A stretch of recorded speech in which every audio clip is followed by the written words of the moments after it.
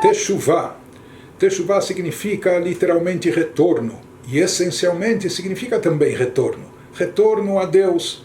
Por mais que muitas vezes, popularmente, Teshuvah é traduzida como arrependimento, ou como penitência, os 10 dias de Teshuvah, os 10 dias de arrependimento, penitência, mas não só a semântica correta de Teshuvah é retorno, esse é o seu sentido essencial.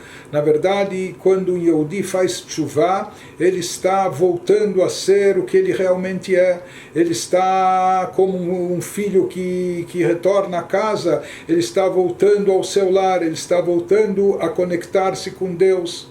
Então isso não é só uma questão de arrependimento, de penitência, de remorso, mais do que tudo é uma volta, é um retorno.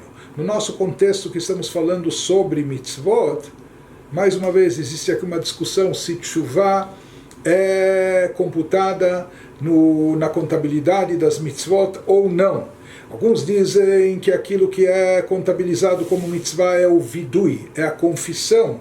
Aquilo que já mencionamos, já explicamos, que quando uma pessoa cometeu um pecado, então ele deve confessar o pecado. Mas como falamos, confessar o pecado não só verbalmente, mas acompanhado de arrependimento, de pedido de perdão, de decisão pelo futuro, de não reincidir. Então, de certa forma, existem aqueles legisladores que dizem que a mitzvah do vidui, que ela tem uma expressão física, se manifesta através da fala, uma expressão verbal, como visto em vários lugares do judaísmo, que o próprio movimentar dos lábios e a fala também é considerado um tipo de ação diferente do conceito de Teshuvah por si só, que é um conceito mais abstrato, intangível. Teshuvah, o retorno a Deus, isso é algo muito íntimo da pessoa. É claro que isso vai exigir atitudes e atitudes práticas, etc. Mas Teshuvah, num primeiro momento, é possível fazer Teshuvah em 1 hora, em 1 minuto, em 1 instante.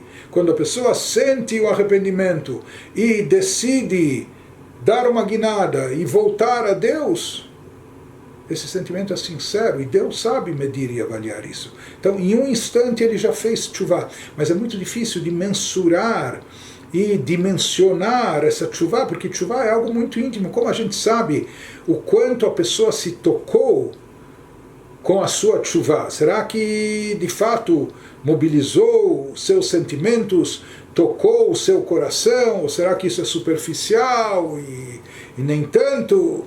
Então, como a Teshuvah não é tão mensurável, por isso existem aqueles legisladores que consideram o vidui, que tem algum aspecto mais físico, material, verbal, como a parte da mitzvah, incluindo a Teshuvah. E existem aqueles mestres que inclusive observam que talvez a Teshuvah não seja computada na contabilidade das mitzvot. Por quê? Porque na realidade a Teshuvah estaria acima de todas as mitzvot. Que a Teshuvah é maior, superior, está num outro nível, acima de todas as mitzvot. E a prova é que a falha em toda e qualquer mitzvah, seja a pessoa que deixou de cumprir um preceito positivo, deveria ter feito, se omitiu, se não fez, ou seja uma pessoa que transgrediu um preceito proibitivo, alguma coisa que a Torá interdita, proíbe, a pessoa foi lá e cometeu a transgressão, cometeu o pecado.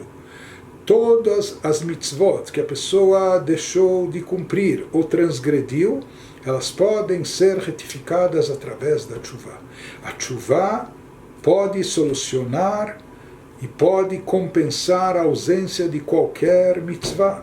Portanto, esses mestres dizem que na realidade a Teshuvah ela não está inclusa na lista das 613 mitzvot, porque ela transcende todas as mitzvot, porque ela é capaz de suprir a ausência de cada mitzvah ou de todas as mitzvot. Ela é capaz de retificar e consertar a transgressão, infração de qualquer proibição e etc. Portanto, a Teshuvah estaria num nível transcendental que supera todas as mitzvot.